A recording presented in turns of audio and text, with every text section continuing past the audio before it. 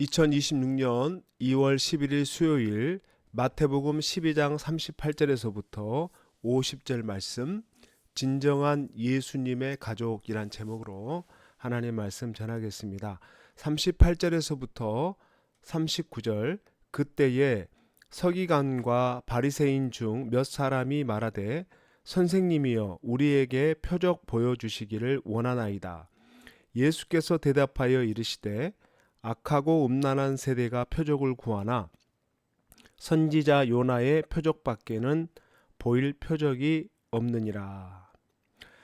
서기관과 바리새인 몇 사람이 예수님께 표적을 요구했습니다. 그때 예수님은 악하고 음란한 세대가 표적을 구한다.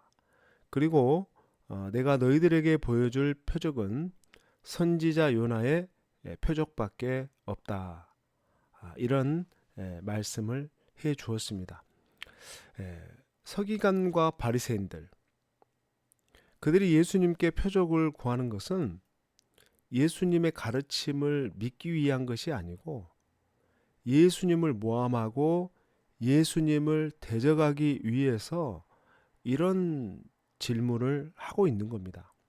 사실 표적으로 말하면은 이미 그 전에도 많은 영역에서 예수님의 표적이 나타났습니다. 그 상황에서 또 다른 표적을 구하고 또 다른 기적을 요구하는 것은 예수님을 잘 믿기 위해서 이런 질문을 한 게 아니라 예수님을 모함하고 시기하고 대적하기 위한 질문이었다.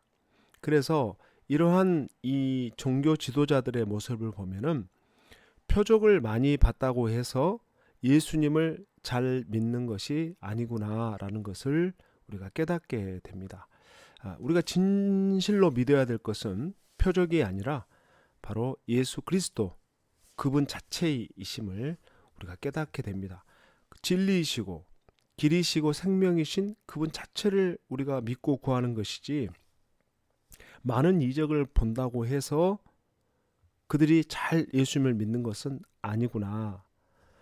뿐만 아니라 우리도 영적으로 깨어있지 않으면은 우리도 이 종교 지도자들처럼은 예수님을 시험하거나 또 예수님을 대적하는 죄를 범할 수 있겠구나. 그들이 표적을 구한 것은 정말로 잘못된 동기로 표적을 구했다라는 것을 우리가 깨닫게 되는 것이죠. 사실 예수님은 우리가 시험할 수 있는 분이 아닙니다. 그분은 우리의 생명의 근원이시며 우리의 주인이십니다. 그렇기 때문에 하나님의 자녀들은 자기 욕심을 어떤 채우는 수단으로 신앙생활을 하려고 해서는 안 된다는 거예요. 그리고 자기 생각을 주장하고 자신이 원하는 것을 예수님께 강요하고 조르는 그러한 미성숙한 신앙, 그런 태도는 벗어나야 된다. 지금 서기관과 바리새인들이 지금 그런 모습이거든요. 자기 욕심을 채우고 자신의 생각을 주장하기 위해서 예수님을 압박하는, 오히려 그들은 무엇을 요구하고 주장할 것이 아니라 예수님이 지금 우리에게 무슨 말씀을 하고 계시고 우리가 어떻게 순종해야 할지를 헤아리는 것이 훨씬 더 중요한 일이죠. 기복적인 신앙을 버리고 정말 진리를 진지하게 추구하고 예수님을 닮아가려고 예를 쓰는 것이 진정한 하나님을 찾는 자들의 태도이고 모습임을 깨닫게 됩니다. 주님은 표적을 구하는 이들에게 요나의 표적밖에는 볼 것이 없다. 요나의 표적이라는 것은 구약시대 요나 선지자가 큰 물고기 뱃속에서 3일간 있다가 물고기가 사람을 삼켰으니까 죽어야 되죠. 죽는 겁니다. 그런데 3일 동안 생존했어요. 그리고 다시 물고기가 그를 토해냈던 것처럼 예수님이 너희들에게 보일 표적은 장차 예수님이 죽으시고 3일 만에 다시 부활할 거라는 놀라운 예언적인 말씀을 하셨습니다. 이것이 너희들에게 보일 가장 중요한 표적이다. 사실 우리는 우리 죄로 인해서 하나님의 그 구원을 받을 수가 없습니다. 그런데 예수님이 우리의 죄를 대신해서 죽으시고 부활하심으로 말미암아 우리가 구원에 이르는 길을 얻게 된 거예요. 이것만큼 중요한 건 없죠. 이것보다 더 중요한 표적은 없다는 거예요. 십자가와 부활을 믿지 않으면은 그 어떤 표적이 있어도 사실은 헛된 것뿐입니다. 십자가와 부활, 우리에게 있어서 가장 중요한 표적은 십자가와 부활이다. 이것을 믿는 것이 진짜 믿는 것이죠. 이렇게 예수님이 진리를 가르치심에도 불구하고 유대인들이 깨닫지 못하는 이유가 뭘까? 그것은 그들은 여전히 영적으로 교만합니다. 그들은 자기 고집으로 가득 채워져 있기 때문에 예수님을 영접하지 못합니다. 예수님의 가르침을 받아들이려고 하지 않습니다. 그러니까 그분의 가르침과 그분의 구원 역사를 깨닫지 못하는 거죠. 오히려 그들의 영적 고집과 교만으로 예수님을 대적하는 삶을 살게 되는 겁니다. 하나님 믿는 자녀로서 항상 경계하고 살펴야 될 것이 바로 우리의 고집과 우리의 교만이에요. 이게 우리 마음에 자리를 잡고 있으면 주님이 우리에게 베푸실 은혜를 우리가 경험하지 못합니다. 진정으로 하나님 앞에 회개하지 않는 한은 우리가 진정한 이 거듭남과 변화를 경험할 수 없게 된다. 그래서 예수님 앞에서 쓸데없는 고집을 피우는 것은 굉장히 어리석은 행동이다. 겸손한 모습으로 예수님께 나아가고 정직하게 자신의 죄를 고백하는 것이 성숙한 모습이라 할 수 있습니다.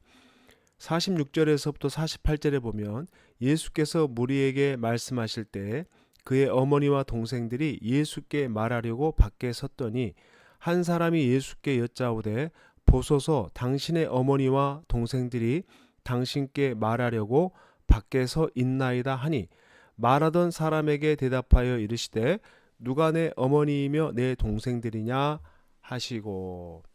자, 예수님이 무리들에게 가르치시는 동안 육신의 어머니와 동생들이 찾아왔어요. 왜 찾아왔을까? 예수님의 사역을 응원하기 위해서 찾아온 게 아닙니다. 걱정하고 불안하고 얼마나 지금 예수님이 하는 일이 정말 위험천만한 행동인지를 알려주기 위해서 찾아온 거예요. 그리고 누군가가 예수님께 당신의 가족들이 왔다라고 알려줬습니다. 이때 예수님의 놀라운 반응이 있었습니다. 어떤 반응이냐? 누가 내 어머니고 내 동생들이냐? 굉장히 놀라운 반응이었죠. 그러면서 예수님이 이렇게 말씀합니다. 49절과 50절 손을 내밀어 제자들에게 가르쳐 이르시되 손을 제자들에게 가리키면서 말하는 겁니다. 나의 어머니와 나의 동생들을 보라. 누구든지 하늘에 계신 내 아버지의 뜻대로 하는 자가 내 형제요 자매요 어머니이니라 하시더라. 손을 내밀고 제자들을 향해서 이들이 바로 나의 어머니와 나의 동생들이다. 이게 무슨 말인가? 하늘에 계신 내 아버지의 뜻대로 행하는 자가 내 형제고 내 가족이고 내 자매다. 이거 잘못하면은 육신의 어머니와 동생들을 사랑하지 않는 그런 모습으로 비춰줄 수 있겠지만 예수님이 그런 뜻으로 말씀하는 것이 아니고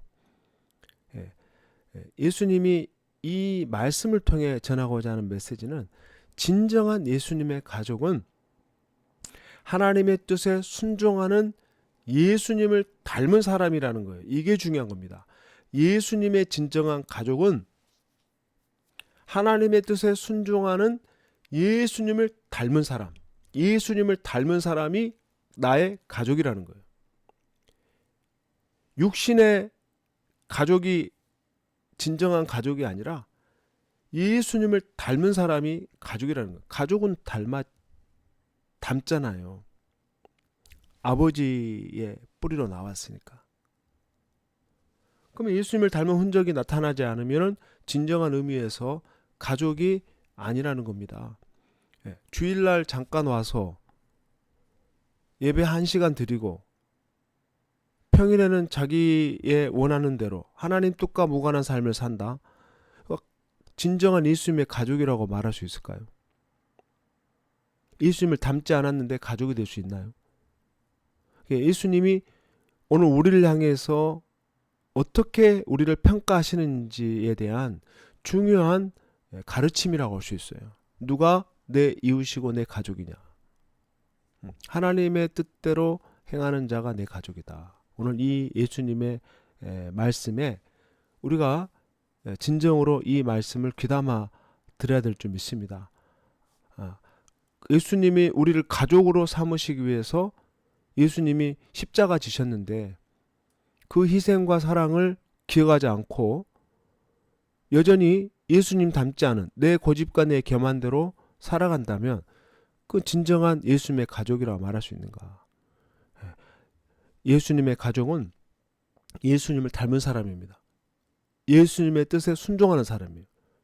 내 생각을 접고 자기중심적인 생각을 접고 하나님 말씀을 쫓는 사람이 진정한 가족이다. 오늘 우리의 삶이 진실로 주님의 가족으로 인정받고 주님으로부터 인정받고 그리고 하늘의 기쁨을 누리는 저와 여러분 될 수 있기를 주님의 이름으로 축원합니다. 아멘. 하나님 아버지, 오늘 우리가 진정한 예수님의 가족이 누구인지 주님의 뜻을 받들고 순종하는 자, 예수님을 닮은 자가 가족이라고 말했습니다. 주님, 이 말씀을 마음에 깊이 되새기며 형식적인 그리스도인이 되지 않기로 늘 결단하고 겸손과 자기 주장을 내려놓고 예수님 닮아가는 복된 우리가 되게 하여 주시옵소서. 좋으신 예수님의 이름으로 간절히 기도하옵나이다. 아멘.